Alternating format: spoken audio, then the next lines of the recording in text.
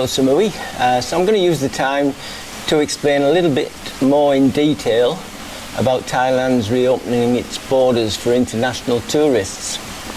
As you've heard before, from tomorrow, Thailand officially opens its doors for international travellers, once again for fully vaccinated tourists who meet the criteria.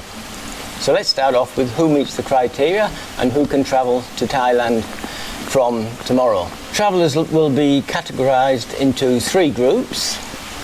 The first are the fully vaccinated visitors from 46 approved countries where they deem that those countries are low risk when it comes to COVID. The rules are, when you arrive, you must have a valid COVID vaccinations, 2 vaccinations, and you must have a COVID test taken not more than 72 hours before you leave your home country. On arrival, you must stay one night in either a SHA Plus certified hotel or an ASQ hotel for another RT-PCR test, and you have to wait in the hotel for the results. If the results are negative, you can then travel anywhere in Thailand. The second group is fully vaccinated visitors from countries not on the list of 46 low-risk countries.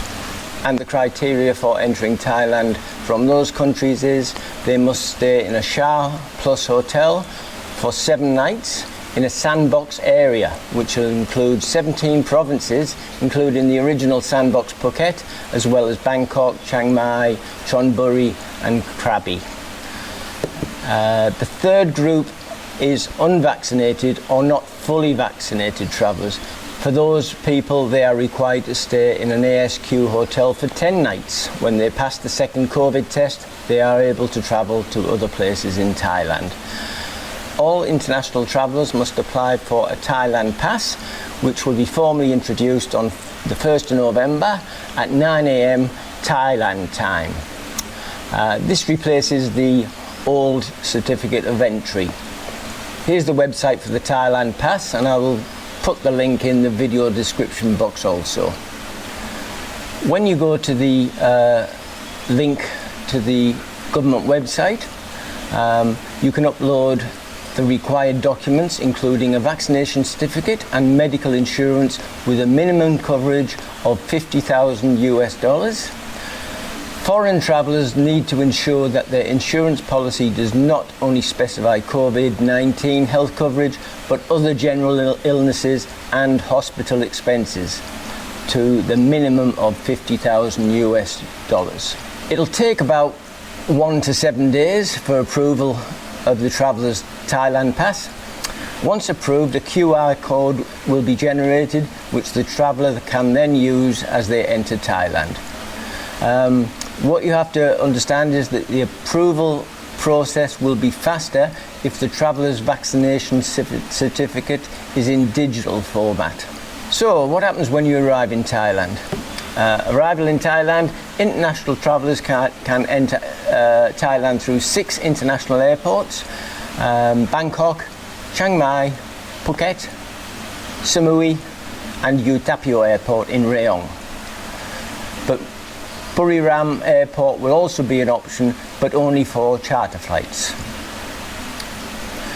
Travellers will need to present a negative RT-PCR test result issued within 72 hours before travelling, and their Thailand Pass QR code as they pass through the health screening and immigration.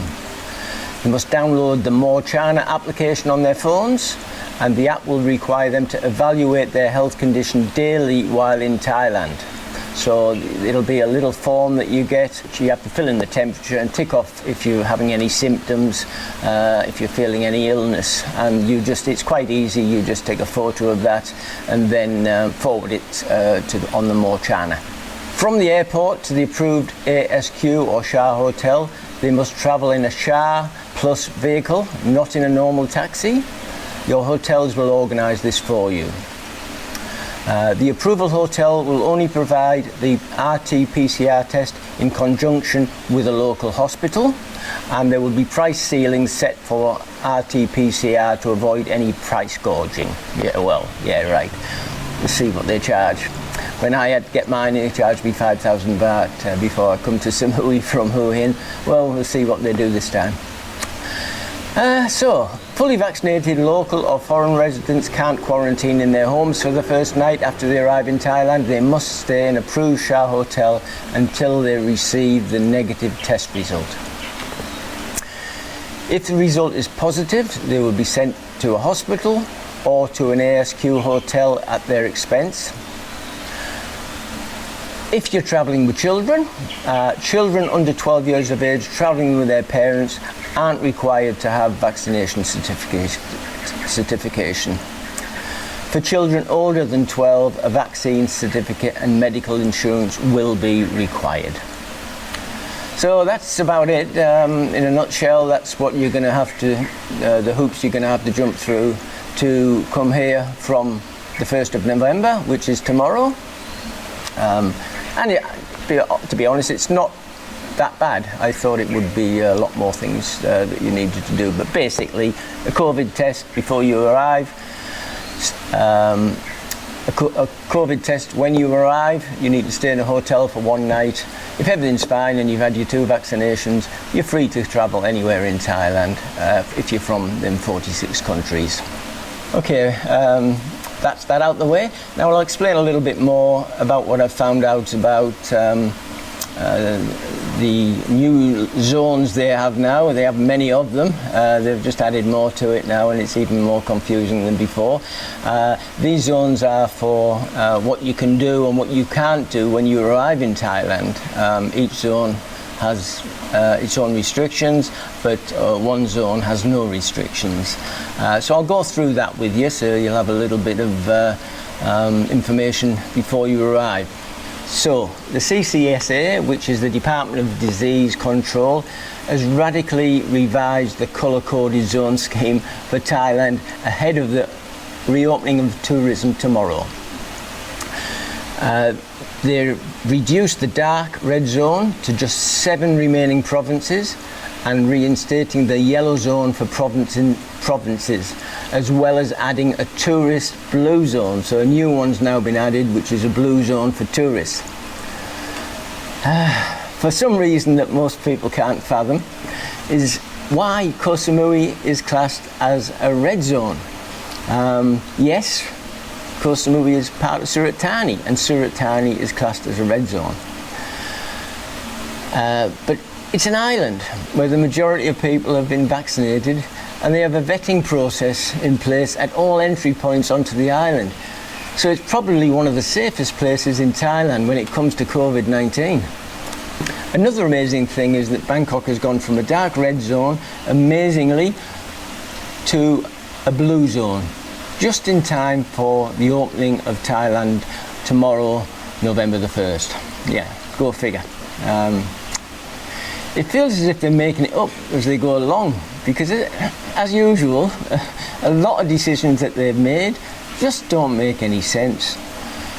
They're saying that Koh Samui is a red zone, so you can't drink in bars here or have a glass of wine with your dinner in a restaurant here. Yet, as of last night, many of the bars were open, as the bar owners had complied with COVID rules and had applied and been granted permission to open, as their bars were now classed as being in green zones on the island. Honestly, all of these zones are making my head spin.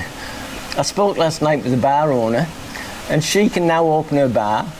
It's been closed for a long time, but she now is open because her bar is now classed as being a green zone, as all of her staff have been fully vaccinated, and she told me that her staff have to get a negative COVID test twice a week to be allowed for her bar to stay open.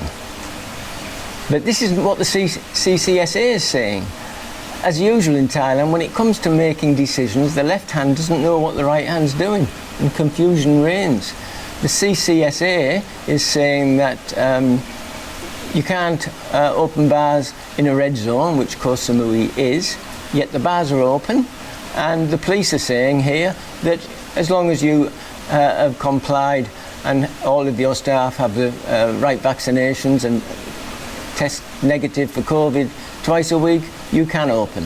So I really don't know what's going on. I mean, I can't help you there. You come here, you'll just have to wait and see what is going to happen, because one department is saying that you can't have a drink with your dinner and bars can't open, and Koh Samui is saying you can have a drink with your dinner and the bars can open as long as they've complied with the COVID laws that they've laid down here in Koh Samui. So, you need to come here and look for yourself, and hopefully, I think sense will prevail, and I think Koh Samui the bars will stay open. I'll go out tomorrow on the 1st of November and I'll find out, but hopefully, I live in hope that sense will prevail. But there again, this is Thailand, and sense doesn't always prevail. Sense sometimes doesn't have a lot to do with the decisions that are made. Okay, well, that's a little bit of an update for you. If you do come here, you will have a great time, even regardless of bars being open, unless you really are a real bar type person and you want to come here for the lady bars. That might not be possible, but if you're coming here to travel and see this beautiful country and go to their beaches, there's none better in the world at the moment. The beaches are clean, the water's crystal clear, there's no plastic, there's not the usual thing that you used to find in Thailand with an influx of 40 million tourists coming here. So if you do come, you're in for a treat. So thanks very much for watching. I hope this helps you if you're planning on taking a trip to Thailand or thinking of retiring here.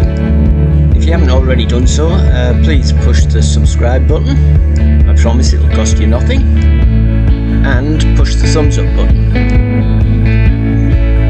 If you know of anyone who might be interested in looking at my channel, push the link button and send them the link. And if you're thinking of coming to Thailand to retire or live here for a long time, take a look at my book, The Retiring Thailand Handbook, the first 6 months. It's crammed full of all the information you'd need to make Thailand your home in retirement. Thanks once again for watching. Stay tuned for my next video. And until then, keep safe and take care.